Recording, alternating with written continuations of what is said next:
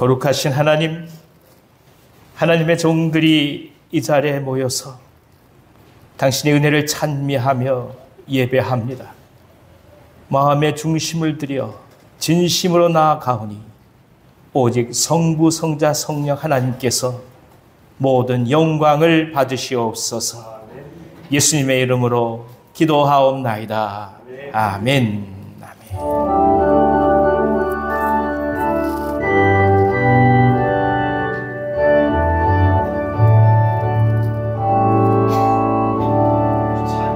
찬송으로 보답할 수 없는 큰 사랑, 주님께 영광 할렐루야. 형제 자매 모두 함께 모여 찬송해. 주님께 영광 할렐루야. 하나님의 자녀여 크게 찬송 부르며 밝고 거룩한 길로 기쁨으로 나아가 주의 보좌 앞으로 속히 들어가겠네. 주님께 영광 할렐루야. 우리 받은 주님 은혜 한량 없도다. 주님께 영광 할렐루야. 기쁜 찬송 부르면서 천국 가겠네. 주님께 영광 할렐루야. 하나님의 자녀여 크게 찬송 부르며 밝고 거룩한 길로 기쁨으로 나아가 주의 보좌 앞으로 속히 들어가겠네. 주님께 영광 할렐루야. 잠시 후에 우리 모두 주를 보겠네. 주님께 영광 할렐루야. 영광스러운 보좌 위에 거룩하신 주, 주님께 영광 할렐루야.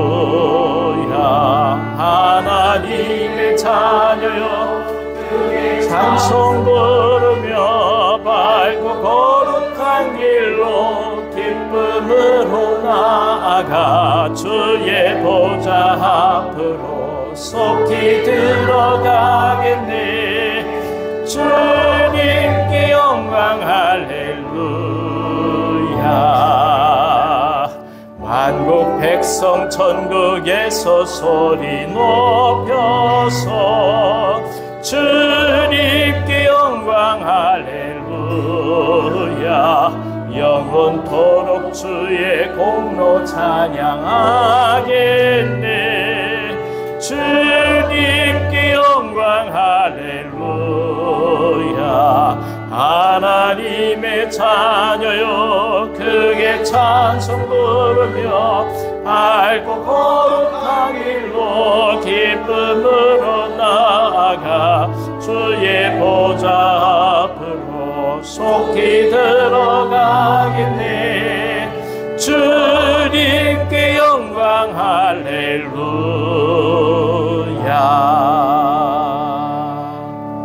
아멘. 우리 다 같이 교동문 27번 시편 51편 말씀을 교독하겠습니다. 교동문 27번입니다. 하나님이여 주의 인자를 따라 내게 은혜를 베푸시며 주의 많은 긍휼을 따라 내 죄악을 지워주소서. 나의 죄악을 맑게 씻으시며 나의 죄를 깨끗이 제하소서. 물은 나는 내 죄과를 아오니 내 죄가 항상 내 앞에 있나이다.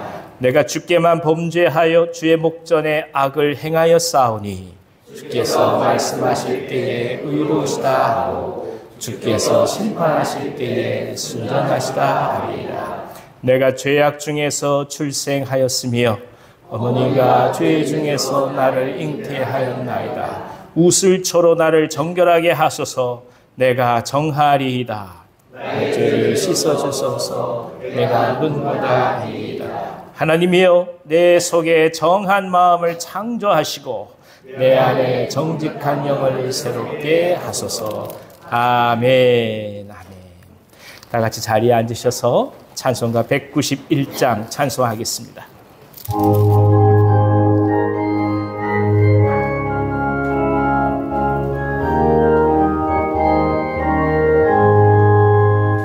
내가 매일 기쁘게 순례의 행함은 주의 팔이 나를 안보함이요. 내가 주의 큰 복을 받는 참된 비결은 주의 영이 함께함이라. 성령이 계시네. 할렐루야. 함께하시네. 좁은 길을 걸으며 밤낮 기뻐하는 것 주의 영이 함께함이라. 전에 죄에 빠져서 평안함이 없을 때 예수 십자가의 공로 힘입어 그 발 아래 엎드려 참된 평화 얻음을 주의 영이 함께함이라. 성령이 계시네. 할렐루야. 함께하시네. 좁은 길을 걸으며 밤낮 기뻐하는 것 주의 영이 함께함이라. 나와 동행하시고 모든 염려하시니 나는 숲의 새와 같이 기쁘다. 내가 기쁜 마음으로 주의 뜻을 행함은 주의 영이 함께함이라. 성령이 계시네. 할렐루야. 함께하시네. 좁은 길을 걸으며 밤낮 기뻐하는 것 주의 영이 함께함이라. 세상 모든 욕망과 나의 모든 정욕은 십자가에 이미 못을 박았네. 어두운 밤이 지나고 무거운 짐 벗으니 주의 영이 함께함이라. 성령이 계시네. 할렐루야. 함께하시네. 좁은 길을 걸으며 밤낮 기뻐하는 것 주의 영이 함께함이라.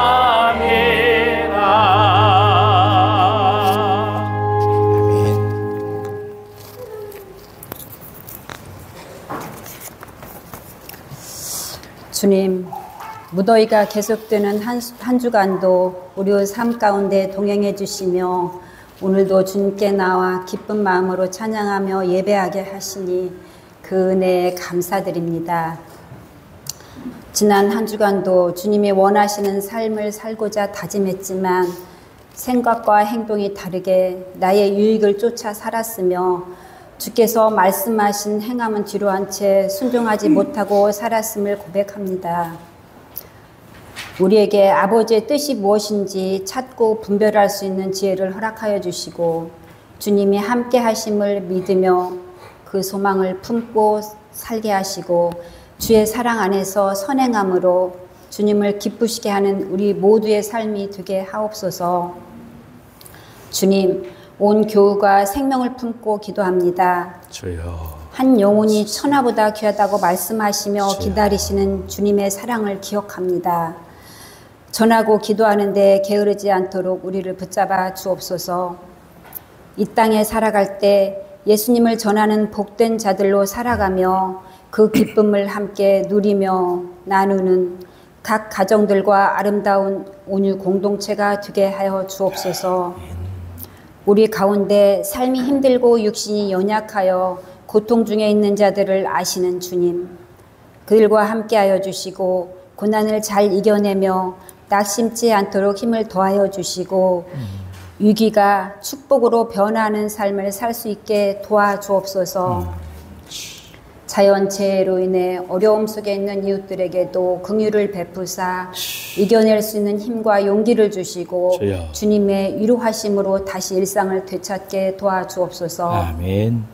무더위에 복음의 소식을 전하시는 선교사님들을 붙드사 건강 지켜주시고 날마다 은혜의 생수가 넘치어 지치지 않도록 인도하옵소서. 아멘. 우리 두 분 목사님 늘 강건케 하여 주시고 오늘 주시는 말씀을 통하여 한 주간도 주님과 깊은 교제를 나누며 담대하게 살아가는 우리 모두가 되게 하여 주옵소서. 아멘. 온 맘 다해 드리는 할렐루야 찬양대의 찬양을 기뻐 받아주시고 은혜의 기쁨이 우리 안에 충만케 하옵소서.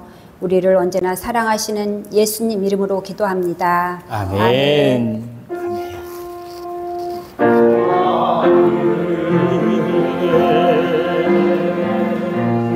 계신 아버지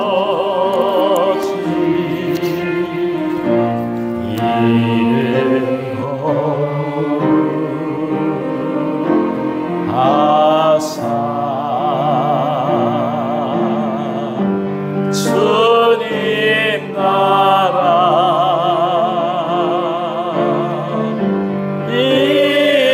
임하시고 뜻이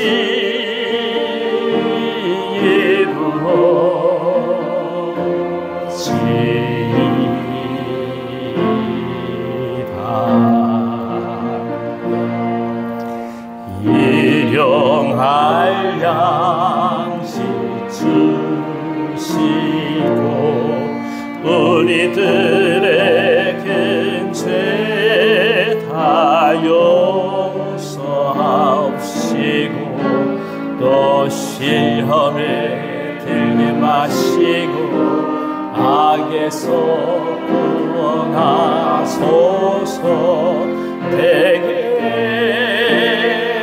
주의 나라 주의 권세 주의 영광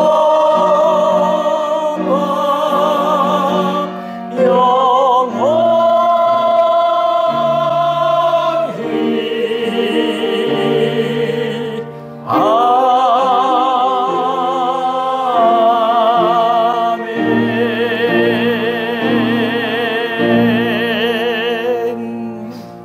아멘.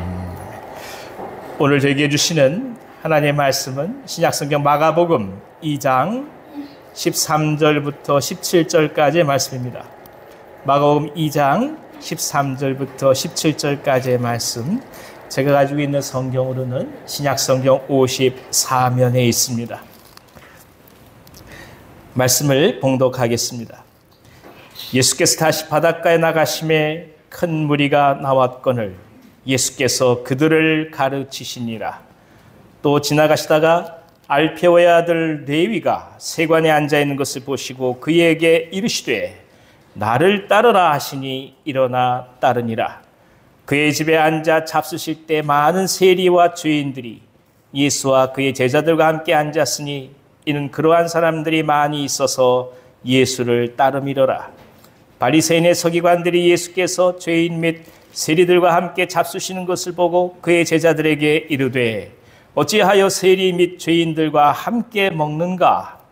예수께서 들으시고 그들에게 이르시되 건강한 자에게는 의사가 쓸데없고 병든 자에게라야 쓸데있느니라. 나는 의인을 부르러 온 것이 아니요 죄인을 부르러 왔노라 하시니라. 아멘. 아멘.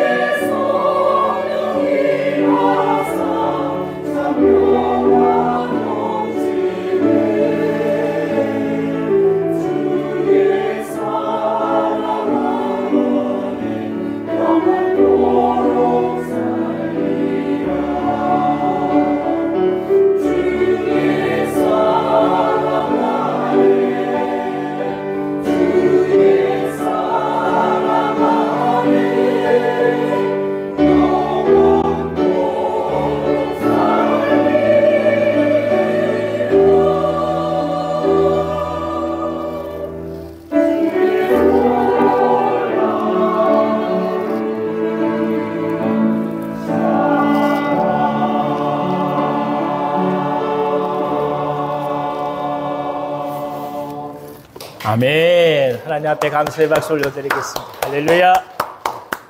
할렐루야. 찬양대 감사합니다. 여러분 많이 더우시지요?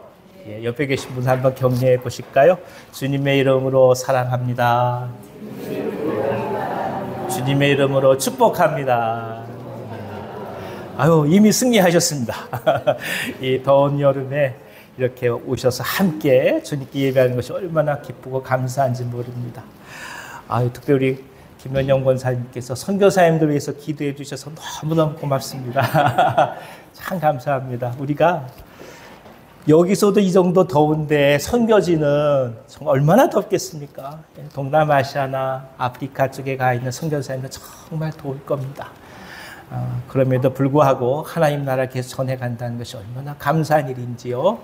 저희가 계속해서 기도해 가면서 주님의 귀한 사역에 동참해가는 은혜가 있기를 간절히 기원합니다.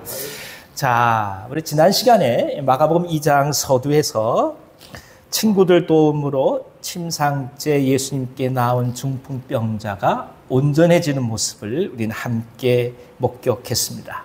그리고 중풍병으로 상징되는 무기력의 고통은 결국 죄의 문제를 다시금 깊이 생각하는 계기가 되었습니다. 예수님은 고통스러운 질병에 매인 한 인간을 고쳐주시고 그 근원적인 죄의 문제를 해결해 주셨습니다. 그리고 동시에 죄를 용서하시는 하나님 되심을 온전히 선포하셨습니다. 이것이야말로 진정한 메시아요, 창세기 3장 이후로 예언되어 온 하나님의 성취였던 것입니다. 물론 이 모습을 기뻐한 분도 계시겠지만 반면에 또 난감한 상황 속에서 충격을 받은 사람들도 적지 않았습니다. 그리고 이것이 당시 종교인들로부터 예수님께서 박해를 받게 되는 단초가 되었음을 부인할 수 없는 사실입니다. 복음으로 인해서 생명을 얻는 사람이 있어서 다 기뻐할 것 같지만 반면 그렇지 않은 사람들도 있었다는 거예요. 이게 가슴이 아픈 이야기죠. 근데 그것이 현실이에요. 이런 상황 속에 예수님 그러면 어떻게 구체적으로 하나님의 나라를 이루어 가실까요? 모두가 다 박수치고 칭찬하는 것이 아니라 한쪽에서 계속해서 반대하는 이 상황 속에서 예수님은 무슨 일을 하고 계십니까? 오늘 성령께서 이 말씀으로 저희 가운데 은혜 주시기를 원합니다. 다 같이 13절 읽어주십시오. 예수께서 다시 바닷가에 나가심에 큰 무리가 나왔거늘 예수께서 그들을 가르치시니라. 사람들에 의해서 비좁게 된 집을 벗어나셔서 예수님은 바닷가로 나가십니다.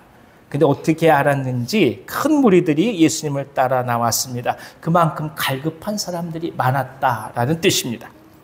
이에 예수께서는 그들을 가르치셨습니다. 사실 사람의 방황과 공허는 진리를 향한 방향성이 정해지지 않았을 때 나타날 수밖에 없습니다. 그러니까 능력이 없어서 방황하는 게 아닙니다. 방향이 없기 때문에 방황하는 거예요. 어차피 인생은 불안하고 두려울 수밖에 없습니다. 그 어떤 것도 확실한 건 아무것도 없습니다. 그렇기 때문에 오늘 내가 하는 땀과 수고가 과연 의미가 있는 것일까? 그리고 그것이 내 자신의 안정을 보장해 줄 수 있을까? 여기에 대해서 수도 없이 의심하고 방황하는 것이 인간일 수밖에 없습니다. 예수님은 바로 이런 인간의 모습을 보시고 외면하지 않으셨던 것입니다. 삶에 대한 이유와 그 방향성에 대한 분명한 가르침을 주셨습니다. 오늘 우리가 예수님을 따라가는 이유도 바로 여기에 있습니다. 계속된 삶의 고뇌 앞에서 어떻게 우리 자신의 삶에 응답해야 할까? 그것이 바로 예수님 안에서 발견되기 때문입니다. 14절을 같이 읽어주십시오. 또 지나가시다가 알페오의 아들 레위가 세관에 앉아있는 것을 보시고 그에게 이르시되 나를 따르라 하시니 일어나 따르니라. 이 로마 제국은 재정적 문제를 해결하기 위해서 점령지마다 징세 청부업자를 두었습니다. 이 사람들은 로마인이기 때문에 미리 로마 국고의 세금을 납부하게 됩니다. 그리고 나서는 삭개와 같은 세리장들을 고용했습니다. 그리고 그 세리장들은 다시 그 밑에 실제로 세금을 거둬들이는 하급 관리로서 세리들을 거느렸습니다. 이들은 로마에 상납했던 선수금 이상으로 무거운 세금을 거두었습니다. 그러니까 이미 납부한 거예요, 세금을. 그러니까 나머지 얼마를 걷든 그건 알아서 하라고 하는 얘기니까 세리들은 절대로 적게 거두거나 아니면 낸 세금만큼 거두지 않겠지요. 더 많이 거두는 것이 인간입니다.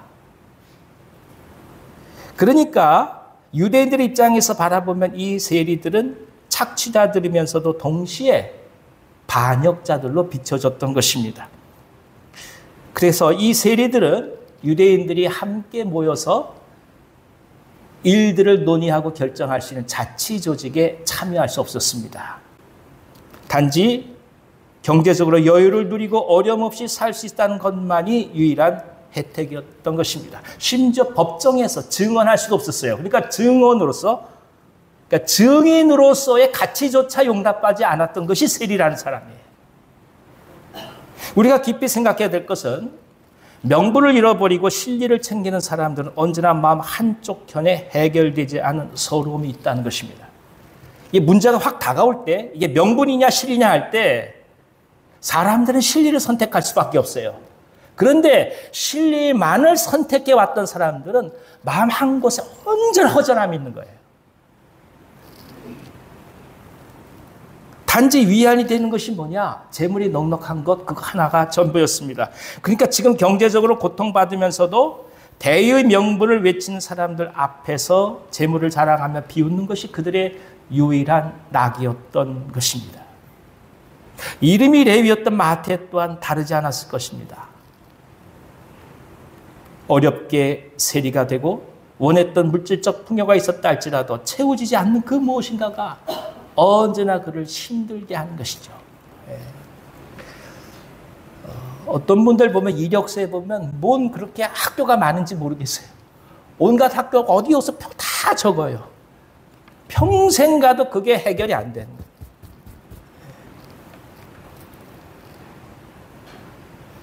뭔가를 향해 따라간다고 하는데 그것이 얻으면 얻을수록 만족이 주어지냐? 그게 아닌 거예요. 우리가 먼저 생각할 것은 이 사람의 이름이 레위였다는 사실입니다. 이름에서 알다시피 레위 지파 사람으로 추정됩니다. 엄밀히 말하면 제사장 가문으로서 예배를 섬기고 성별된 일을 해야 하는 사람이에요. 그런데 그가 지금 가장 세속적이고 비난받는 세금을 거두는 세리가 되었다는 것은 정녕 아이러니한 상황이라고 볼 수 있습니다. 그 어떤 설명도 기록되어 있지 않지만 그는 적어도 어려서부터 제사장 가문의 삶을 살아가면서 경제적으로 몹시도 빈궁했던 것으로 보입니다. 결국 자신의 삶을 역전시킬 수 있는 유일한 방법으로 재물을 모아야겠다고 생각했던 것이죠. 그러니까 그건 이런 거지요. 너무너무 어렵고 힘들고 가난하고 살다 보니까 돈에 한이 맺힌 거예요. 모든 방향이 먹고 살 수 있는 그것에 집중돼서 실제로 많은 재물을 얻었어요. 근데 이제 문제가 그런 재물을 얻고 나서 자신과 같은 처지에 있던 사람들을 긍휼히 바라볼 수 있느냐, 이게 다른 문제인 거예요. 대부분 사람들 어떻게 생각합니까? 너는 열심히 노력하지 않아서 항상 그런 고궁핍한 자리에 있는 거야, 이렇게 생각하는 거예요. 너와 나는 질적으로 달라. 그게 어떻게 된 것이 어렵고 힘들어서 성공한 사람이 어려운 사람을 더 멸시하는 거예요. 그런 사람들이 지도자가 되게 되면 모든 사람들은 그 마음속에 평강을 얻을 수가 없는 겁니다.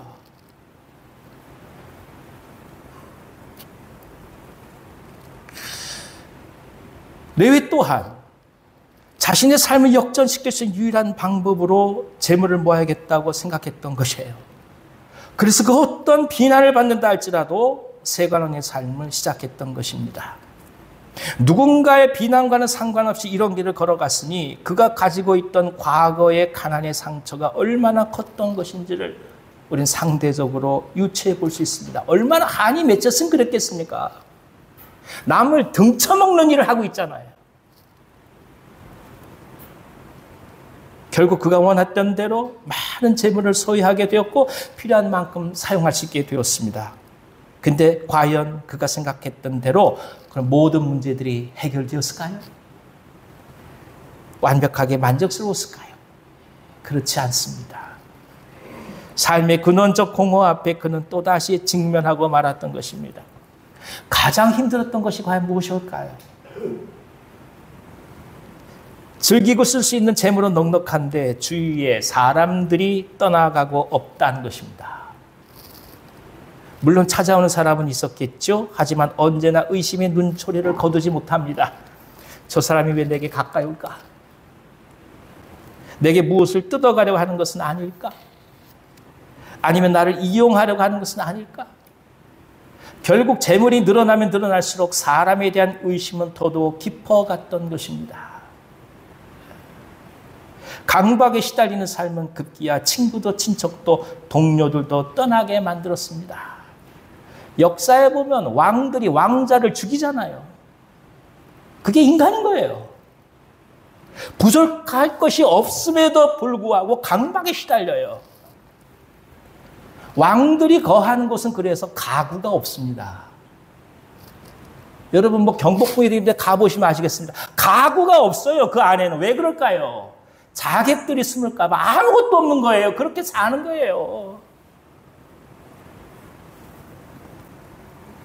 만약에 레위가 혼인을 했다고 한다면 자식들이 아버지를 원망하고 미워하는 것이 가장 큰 문제였을 것입니다. 집은 넉넉한데 아버지가 민족의 배신자요 매국노라고 매도된 상황 속에서 자식들은 아버지를 수치스러울 수밖에 없었기 때문입니다. 도대체 무엇이 잘못됐을까요? 나는 최선을 다해서 운명에 저항해 왔다. 그 흔한 놀이 한 번 못하고 길을 쓰고 이를 악물며 악착같이 이 재물을 모아왔다. 그런데 지금 남은 게 도대체 뭐냐? 내가 그러한 잘못을 살아왔단 말인가? 어디서부터 잘못된 것일까? 아니면 이 삶이 과연 수정은 할 수 있는 것일까? 이 생각이 결국 레위를 세관 밖으로 나가게 한 것이고 그 고민과 고뇌 속에서 예수님을 만났던 것입니다. 예수님은 다짜고짜 레위를 만나시고 이렇게 말씀하세요. 나를 따르라. 짧은 순간이지만 이 시간은 마태의 삶에서 가장 중요한 순간이었습니다. 수많은 생각들이 교차했을 것입니다. 아마도 해결되지 않는 지속적 물음 앞에서 몹시도 괴로워하고 있었을 거예요. 하지만 그렇기 때문에 이제 무엇인가 방향이 주어진다면 결단할 수 있는 상태가 되었던 것이기도 합니다. 그리고 결국 레위는 자신의 모든 것을 버려두고 예수님을 따르기로 결단합니다. 이것이 바로 하나님의 때입니다. 부르심은 여러 손길로 찾아올 수 있지만 그 부르심에 응답할 수 있는 마음이 열리는 것은 전적으로 하나님의 은혜요. 소중한 구원의 계획이 성취되는 것입니다. 그래서 오늘 우리들의 고난과 어려움, 번민과 갈등이 단지 쓸데없는 것이 아니라 삶의 일부요, 우리 자신의 일부라는 사실을 깊이 받아들일 수 있는 것입니다. 고뇌가 없으면 결단이 없기 때문입니다. 통증이 없으면 의사를 찾지 않는 것이요. 아픔이 없으면 약을 구하려고 하지 않기 때문입니다. 결국 인간의 실존이라는 삶의 굴레는 가장 하나님을 깊이 만날 수 있는 하나님의 초청의 손길이었던 것입니다. 이것이 우리 가운데 희망이 되는 거예요. 막 못 건질 정도로 아프죠. 고통스럽죠. 왜 이런 일들이 다가올까? 방황하기도 12번이에요. 그런데 사실은 그런 고뇌가 우리 가운데 있기 때문에 비로소 결단할 수 있는 거예요. 그 고뇌가 없으면 결단하지 못해요. 어려움과 시련이 다가오지 않으면 하나님을 향하여 발을 내디디지 못하는 겁니다. 그래서 우리가 항상 기억해야 될 것이 있어요. 오늘 내게 느껴지는 그것만이 전부가 아니다. 내게 주어진 그 아픔이 전부가 아니라 이거죠. 이 고통이 전부가 아니라 이거예요. 이 고통과 아픔과 시련과 역경 속에서 하나님의 손길을 경험한다고 하는 것. 그것이 오늘 우리 가운데 주어지는 하나님의 은혜입니다. 레위는 결단하고 실제로 예수님을 따랐습니다. 다른 여타의 제자들과 다른 점이 바로 여기에 있습니다. 어부인 제자들은 심심치 않게 시간을 이용해서 물고기를 잡아 팔 수도 있었을 것입니다. 이 사람들은 자영업하는 사람들이에요. 하지만 세리는 달라요. 세리는 자영업자가 아니라 공무원 같은 신분이기 때문에 예수님을 따르게 되면 이제 그 일자리를 완전히 놓아버려야 합니다. 모든 경제적 혜택이 한순간에 사라집니다. 그럼에도 불구하고 그 길을 선택했습니다. 혹자는 지금 모아놓은 재물이 많아서 그럴 수 있노라고 이야기하는 분들도 계십니다. 하지만 지금 넉넉하다고 할지라도 수입원 자체를 포기하는 것은 그렇게 쉬운 일이 아닙니다. 커다란 결단을 요구하는 것입니다. 결국 이 모든 걱정과 부담을 뒤로하고 레위는 예수님의 제자가 되었습니다. 심지어 자신의 기쁨을 이렇게 표현하고 있습니다. 15절을 읽어주십시오. 그의 집에 앉아 잡수실 때에 많은 세리와 죄인들이 예수와 그의 제자들과 함께 앉았으니 이는 그러한 사람들이 많이 있어서 예수를 따름이러라. 자신의 집에서 예수님을 위해 잔치를 베풀었습니다. 그 모든 서름을 알려줄 기쁨을 이렇게 표현한 것입니다.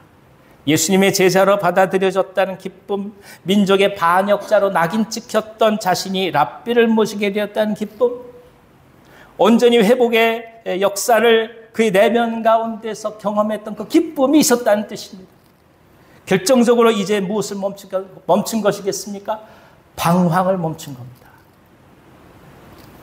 자신의 삶에 대한 계속적 질문 앞에 이제 해답을 얻은 것입니다. 예전에 이어령 장관이 그 얘기를 하시더라고요. 계속해서 복음을 전해듣고 그 마음 가운데서 하나님을 향한 소망이 있음에도 불구하고 거부했던 이유는 한 가지랍니다. 왜냐? 내가 예수를 믿게 되면 이 글을 쓸 때 글이 날카로워지지 않게 된다 생각했기 때문에 못 믿었다는 거예요. 그러니까 종교라는 것이 우리 가운데 들어올 때, 하나님의 평강이라는 것이 우리 가운데 들어올 때 내가 예리하게 비평을 할 수 없게 되면 내 삶이 끝날까 봐 그래서 예수를 못 믿었다는 거예요.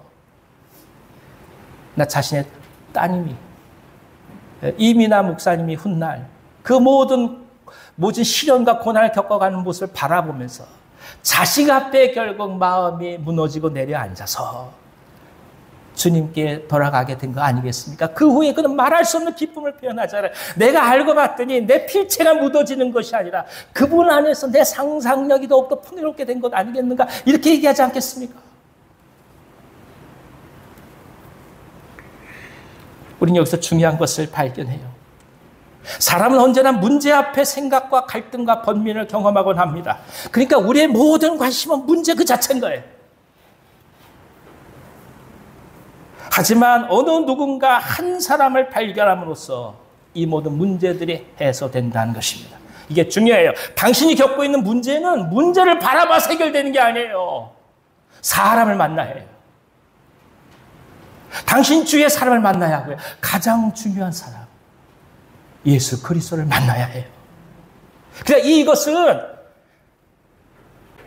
단지 사건이 아니라 우리 가운데 다가온 인격의 만남이 있을 때 해결될 문제라는 거예요. 사람은 사람을 만나야 오늘을 살아갑니다. 사람은 사람의 지지를 얻어야 오늘을 견디는 겁니다. 사람은 사람을 만나야 아픈 상처가 아무는 것이고, 사람은 사람을 만나야 후회로부터 희망으로 삶을 바꿀 수 있는 것입니다. 바로 그렇게 레위는 예수님을 만난 것입니다. 더군다나 자신뿐만 아니라 많은 세리와 죄인들이 예수님과 함께 마주 앉았습니다. 그들에겐 이 자리가 자신들의 삶을 구원할 소중한 만남이요, 사람으로서의 의미를 되찾는 사건이 되었습니다. 여긴 정파도 필요 없습니다. 도덕적 잣대도 문제가 되지 않습니다. 오직 예수님을 따른다면 누구나 다 앉을 수 있었던 것입니다. 누가복음 15장에서는 이 용납하고 이해되었다는 기쁨을 이렇게 표현하고 있어요. 아버지는 종들에게 이르되 제일 좋은 옷을 내어다가 입히고 손에 가락지를 끼우고 발에 신을 신기라. 그리고 살진 송아지를 끌어다가 잡으라. 우리가 먹고 즐기자. 이 내 아들은 죽었다가 다시 살아났으며 내가 잃었다가 다시 얻었노라 하니 그들이 즐거워하더라. 진정한 잔치가 벌어진 것입니다. 이 잔치는 사람이 돌아온 잔치요, 잃었던 사람을 찾은 잔치요, 버림받았던 사람들이 고향을 찾은 잔치였던 것입니다. 생명을 찾은 잔치였으니 무엇을 더 바라겠습니까? 하지만 호사다마라고 이런 자리에서조차 불청객이 찾아들고 있습니다. 어떤 일이 일어났을까요? 16절 읽어주십시오. 바리새인의 서기관들이 예수께서 죄인 및 세리들과 함께 잡수시는 것을 보고 그의 제자들에게 이르되 어찌하여 세리 및 죄인들과 함께 먹는가? 바리새인의 서기관들은 예수님을 이해할 수 없었던 거죠. 공동체의 순수를 지키려면 죄인들의 자격을 박탈하고 격리하는 것만이 유일한 해결책이라고 그들은 여겼던 것입니다. 그러니까 예수님은 너무나 파격적으로 그들에게 보일 수밖에 없었다는 뜻입니다. 그럼 여기서 그들이 말한 죄는 무엇이겠어요? 바로 바리새인들이 율법에 비춰 판단하는 자신들의 기준에서 정죄된 사람들을 뜻합니다. 그들이 해석하고 설정해 놓은 기준에 따라 사람들은 의인과 죄인의 자리로 나뉘게 되었습니다. 그리고 그 자리에 함께한 예수님은 죄를 용인하는 사람으로 비춰졌던 것입니다. 여기에 대해서 예수님은 어떻게 대답을 하고 계시겠습니까? 17절을 읽어주십시오. 예수께서 들으시고 그들에게 이르시되 건강한 자에게는 의사가 쓸데없고 병든 자에게야 쓸데 있느니라. 나는 의인을 부르러 온 것이 아니요 죄인을 부르러 왔노라 하시니라. 아멘. 사람들은 공동체를 지키기 위해서 선택하는 방법이 분리와 격리입니다. 내 편과 네 편을 나누는 것이 공동체를 지키는 방법으로 여겨요. 이 전염병을 대하는 우리 사회의 모습도 마찬가지입니다. 분리와 격리라는 치료를 해서 다시금 공동체로 돌려보내려고 하는 것이 아니라 그냥 분리 그 자체가 전부인 경우가 많습니다. 당시 종교인들의 잘못된 선입관은 죄인들을 공동체로 돌려보내는 것이 아니라 분리와 격리를 통해 분리함으로써 상대적으로 자신들이 가지고 있다고 여기는 결백함을 지배력의 근원으로 삼으려는 데 있었다는 뜻입니다. 영성이 권력이 되면 안 되는 거예요. 경건이 권력이 되면 안 돼요. 경건이 사람을 지배하는 수단이 되면 이미 그는 타락해 가고 있는 거예요. 경건은 절대로 권력이 될 수 없어요. 경건은 하나님께서 베푸신 섬기라는 책임이 따라가는 거예요. 직분이 어떻게 권력이 되겠습니까? 우리가 주 앞에 깊이 나아간다는 내면의 기도가 어떻게 권력이 되겠습니까? 그거 아니에요. 하나님께 나아가는 것은 힘이 아니라 세상을 향한 책임입니다.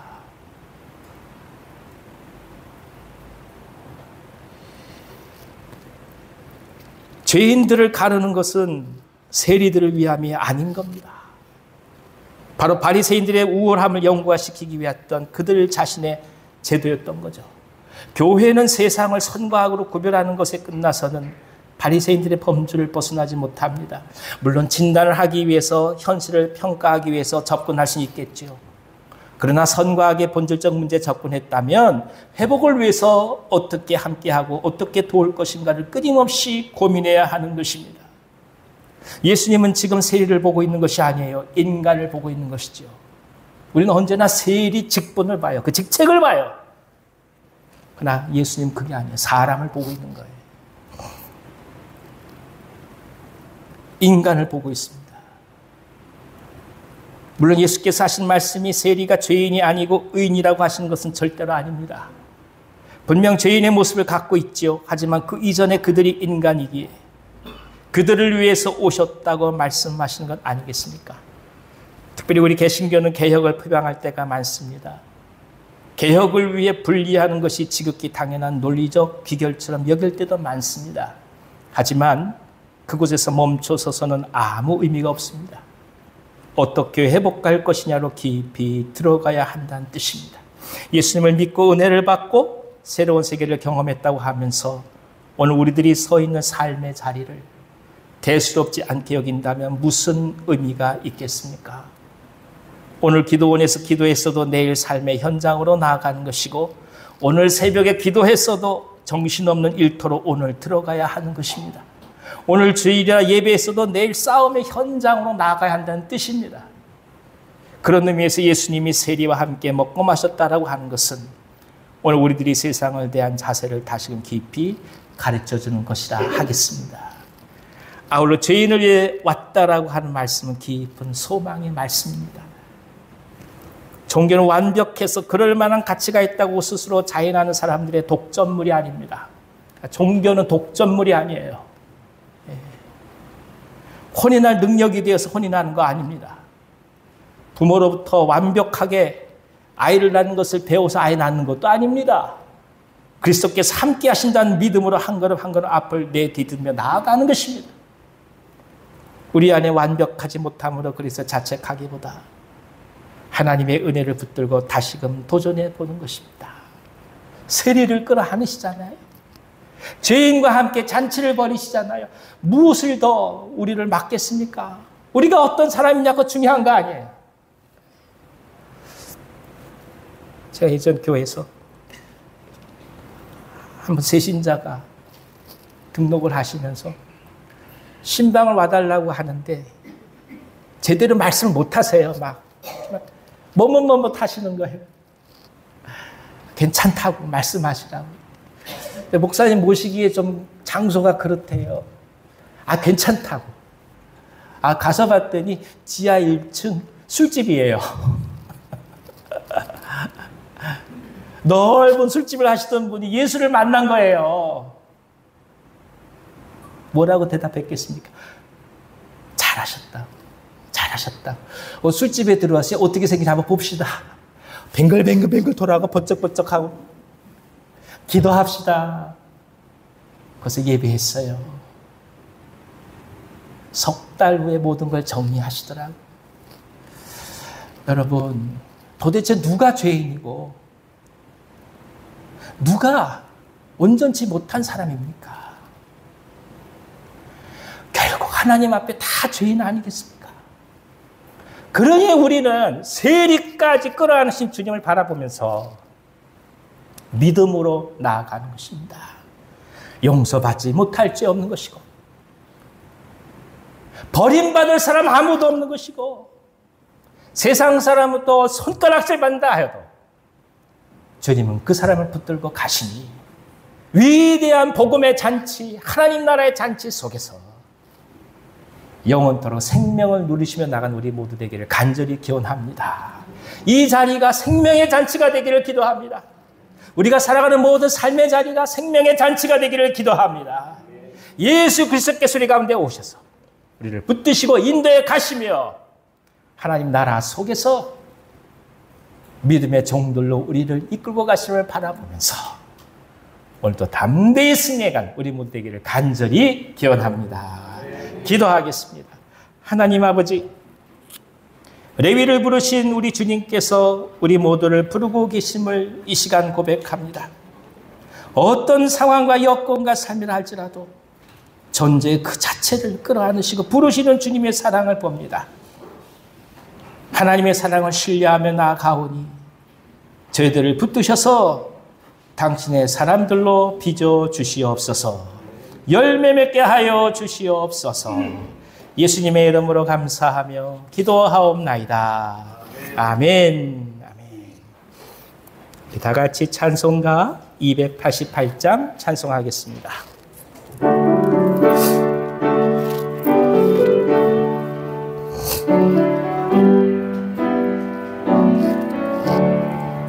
예수를 나의 구주 삼고 성령과 피로서 거듭나니 이 세상에서 내 영혼이 하늘의 영광 누리도다.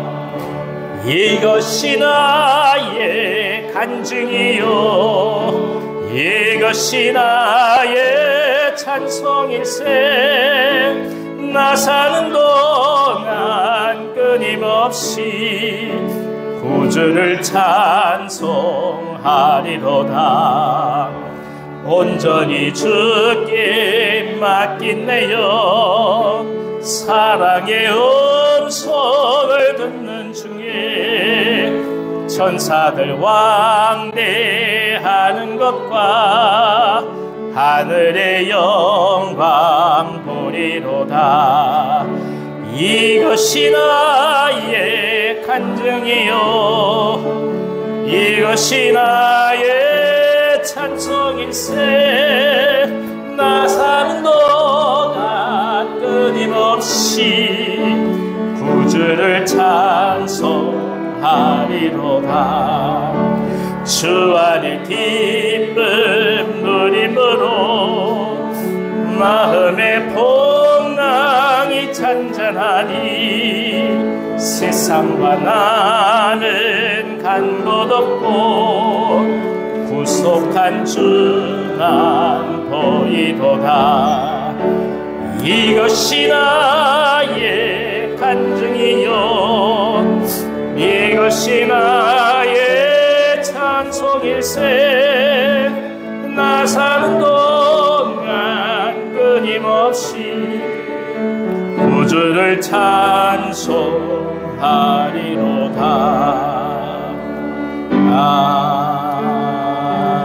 아멘. 아멘. 목사님 같이.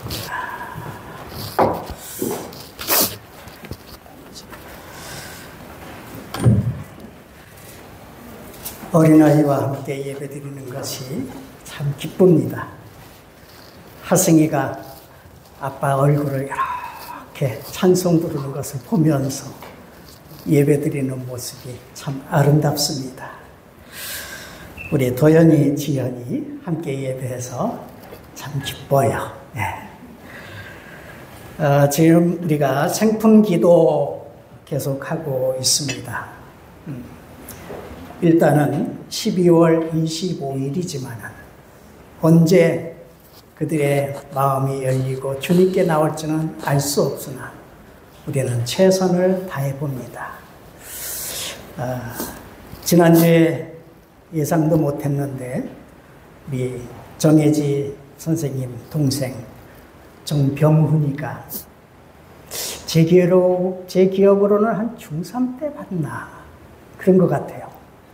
네. 저는 중3 정도 본 것 같아요. 한 7, 8년 만에 생품기도 하는 동안에 나왔어요.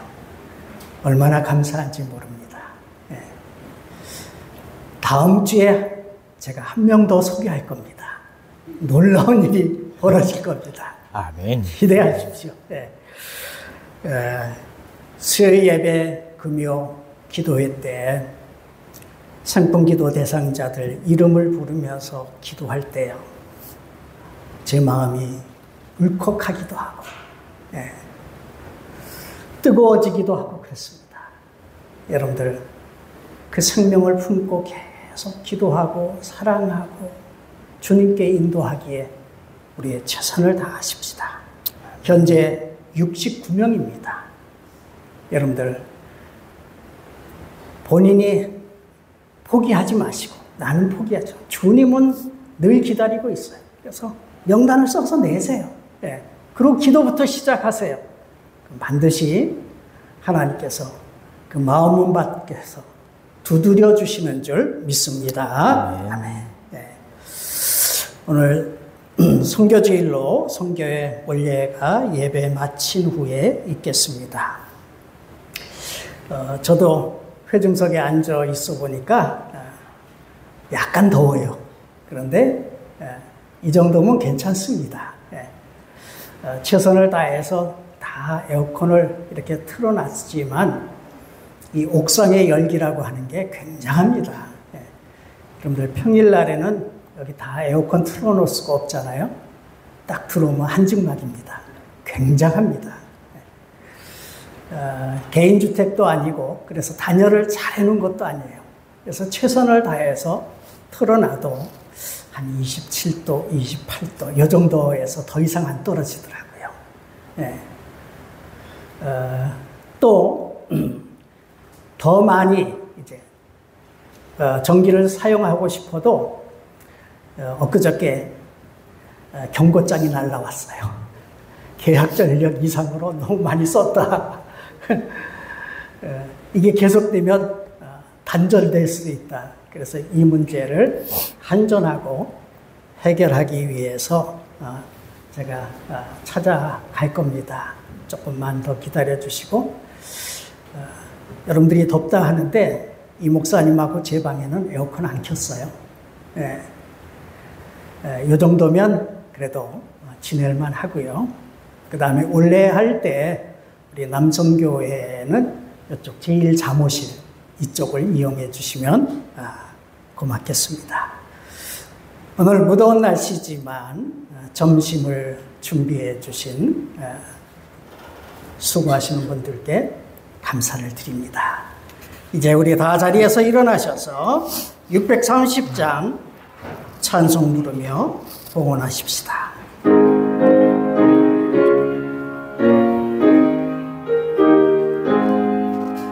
진리와 생명 되신 주 이 몸을 바치옵니다.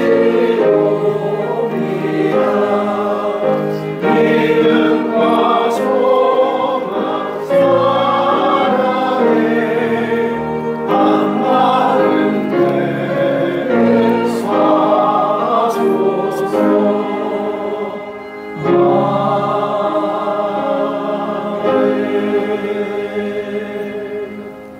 거룩하신 하나님, 이 무더운 여름에 죄종들에게 건강을 주시고 은혜를 주시며 죄사함을 통하여 하나님의 사랑을 경험하게 하시니 감사드립니다.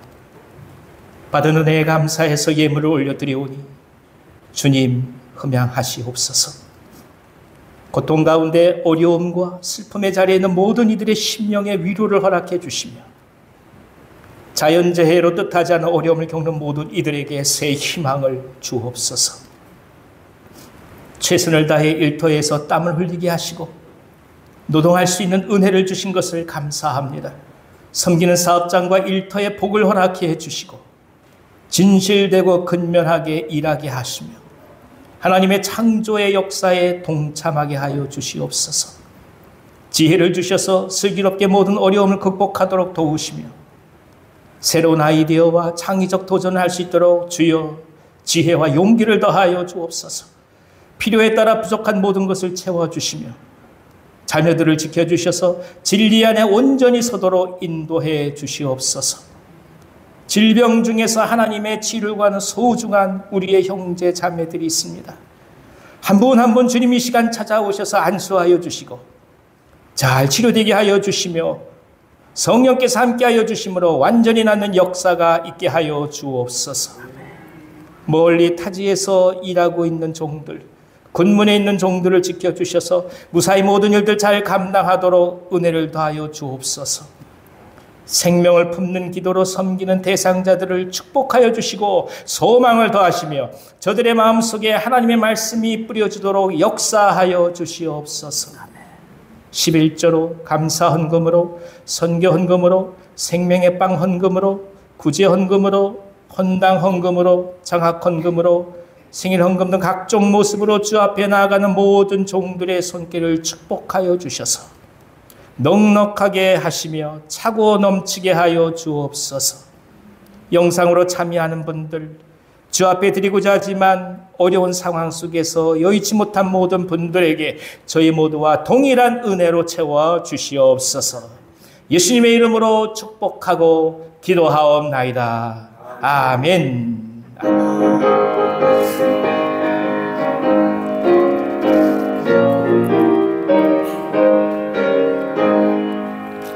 익은 곡식 거둘 자가 없는 이때에 누가 가서 거둘까?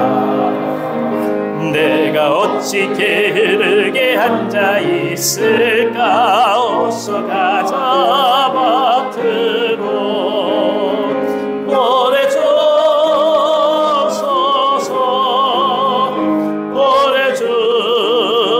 보내주소서. 재단 숯불 내 입술에 대니 억지 어찌 주저할까 주여 나를 보내주소서. 주가 나를 부르시니 언제 어디나 기뻐 가서 일하리. 주가 명령 내리실 때 능력 받아서 기뻐 거두리로다. 보내소서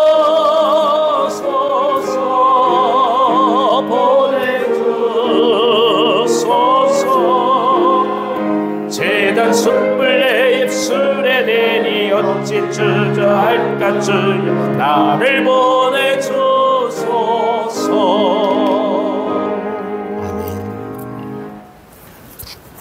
우리와 세상 끝날까지 늘 함께 동행하시는 우리 주 예수 그리스도의 은혜와 변함없이 베푸시는 하나님의 사랑과 성령님이 이루어주시는 사귐이 온유신앙 공동체와 믿음의 가정 위에 이제로부터 영원토록 함께 있을지어다. 아멘.